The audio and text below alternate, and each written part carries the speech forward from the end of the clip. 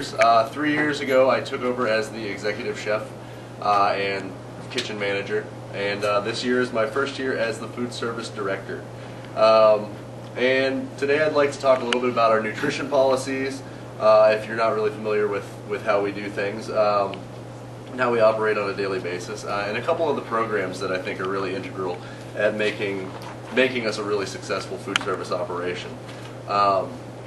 Our nutrition policy is actually very, very different from a lot of the schools in Cincinnati, Ohio, and even the United States. We're really health conscious.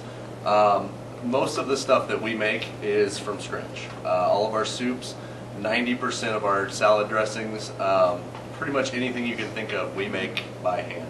And this is really important to really knowing what's going into your food, because a lot of the things that a lot of schools serve have a lot of preservatives. Sometimes they just come from a box and they throw them in the oven, and that's just not something we do, and we don't think a lot of people should do it. It's a matter of convenience, but when it comes to our health and really keeping people healthy, we really need to cook things from scratch.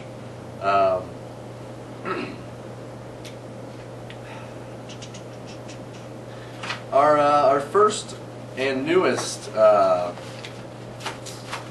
program at Sage is the improvisation station. What used to be a salad bar is now a create your own salad station.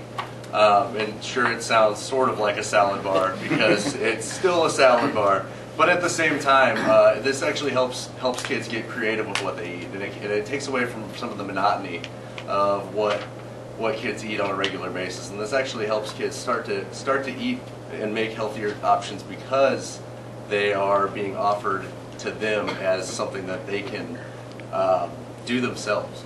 And this actually eventually helps kids make really good choices because they're making choices on their own for what we do.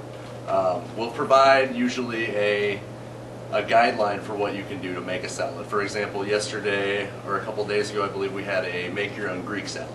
So on our salad bar, we offered banana peppers, olives, onions, normal things that you would find in a Greek salad, but you can actually make it yourself. So we provide those guidelines to be able to say, hey, you can cook too. But at the same time, you're making healthier options because you're picking what you like. And that makes for a great lunchtime when you actually get to be involved with what you're making yourself. On the improvisation station, we provide daily at least one vegetarian salad, one whole grain salad, and one composed salad that's normally vegetarian. And this year we've actually started to input a lot of new whole grains into our salads. We've got wheat berry, we have black quinoa, we have red quinoa, we have Israeli couscous. And these are all things that excite people when you get to see something different and you try something different. You actually start to realize that food doesn't have to be boring, especially when it comes to school lunch. Because I know when I was in school, I didn't really want to eat school's lunch.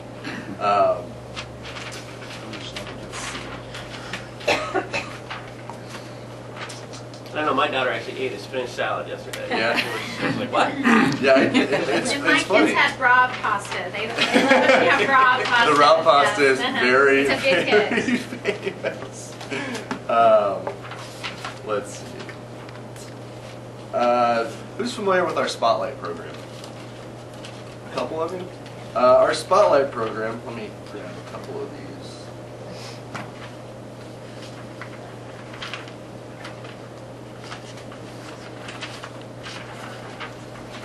Around.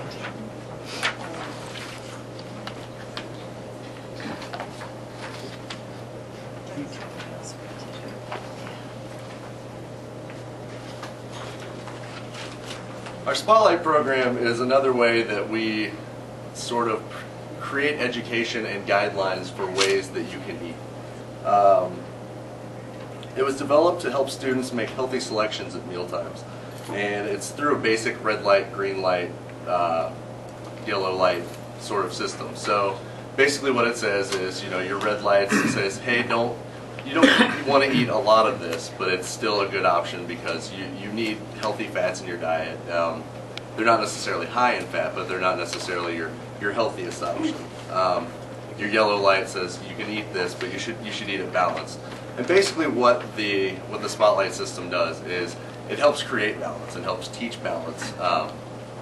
And that way, you don't necessarily see foods as bad or good. You start seeing foods as, how do I balance this meal out, and how do I make it so that I'm going to be able to eat a healthy meal every time I make something for myself, or decide, when I'm at a restaurant, am I going to eat this giant piece of steak, or am I going to have a couple vegetables and in addition to a smaller steak? It really helps you think about what you're eating. It also educates children on how to make better choices and understand what they are eating.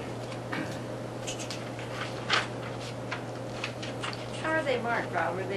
Is it the serving handle that's the color? We label everything with a red light or a red dot or a green dot or a yellow dot, and it's actually on the tags. So if you're at the salad bar, you'll see a tag of what everything is, and that'll help kind of explain what it is.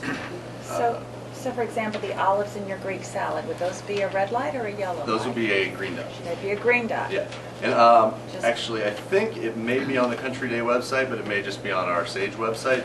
There's an actual list of everything, and like simple foods like onions, tomatoes, and what their spotlight is. And if anybody wants, I can print those out for you if you. Yeah, just curious about. I think of olives as very good, but yeah.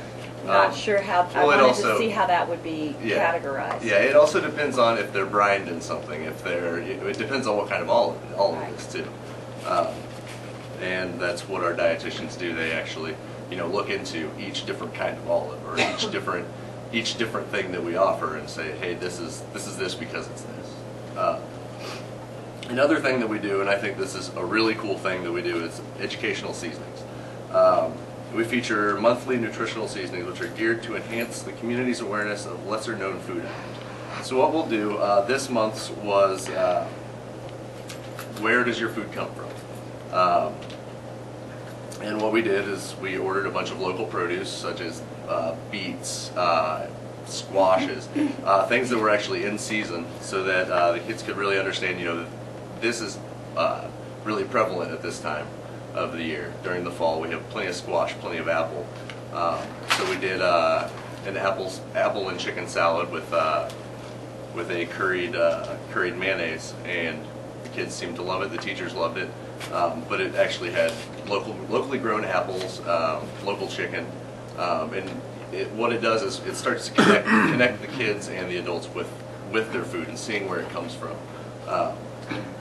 So I think that's just something really, really cool that we do, because it starts to tie in the kids with the food and what they're actually eating, and it becomes part of you as opposed to some sort of entity that when you're bringing in fruit roll-ups or candy, it's kind of like a I don't know. A couple of the other educational seasonings we're doing this year are, we're doing for this month is Thanksgiving in the Wild West. We're going to show examples of what people did on the cattle drives, what they ate during Thanksgiving. Culinary trades, we're going to actually educate the kids on what people do in the culinary field. So what does Chef Rob exactly do? What does Miss Hannah do? And the people that make their food, they're going to start understanding that food just doesn't magically appear. There are people who prepare it for you. So what it really does is educates children on how they're actually eating and where their food comes from. And I think that's really important in today's society when we have so many processed things. And that's, I believe, all I really have for you. I'd love to take questions if you have any. Yes, ma'am. What about moving towards, do you guys ever think of moving towards organic milk, organic chicken, or We do as much organic food as we can. Cost-wise, it's a little tricky. Sure. We do get local, so it eliminates our carbon footprint as much as possible. But we're trying to move into more organic. Actually, Mr. Schneeber gave me a website the other day to discuss with them another purveyor that is mostly or all organic. Mostly organic, and they're a local company, so there are those options, and we just have to put those things together so that we can integrate more and more organic food. Yes, ma'am. What about soy alternatives like almond milk? We don't do almond milk because we're trying to be nut free, but we do offer soy milk, and we also offer lactose free milk. If a student wants it, they can ask for it. We don't really put it out because not a lot of people take it, but if there is a student that ever wants something like that, we always provide it.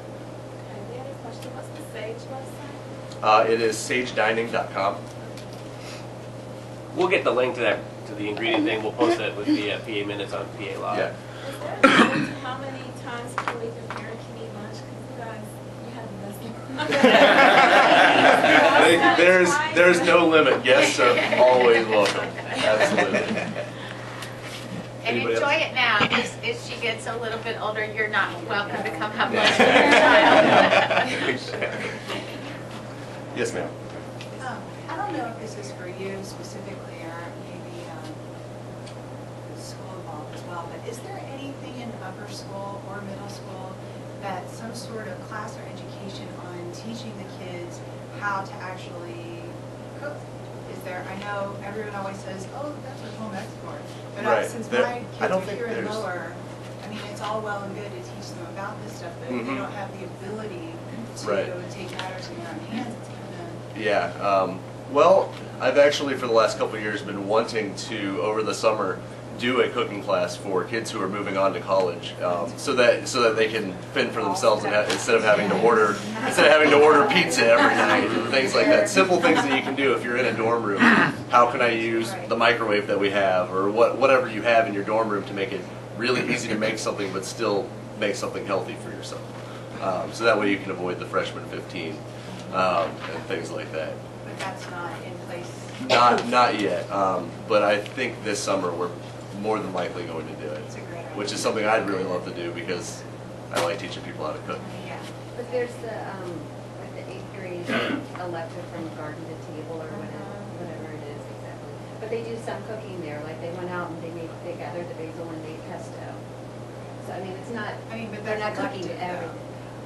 I mean, so that's not something that kids, I mean, at least it's a passing glance. Right. Right. Unfortunately, there's no home ec class here.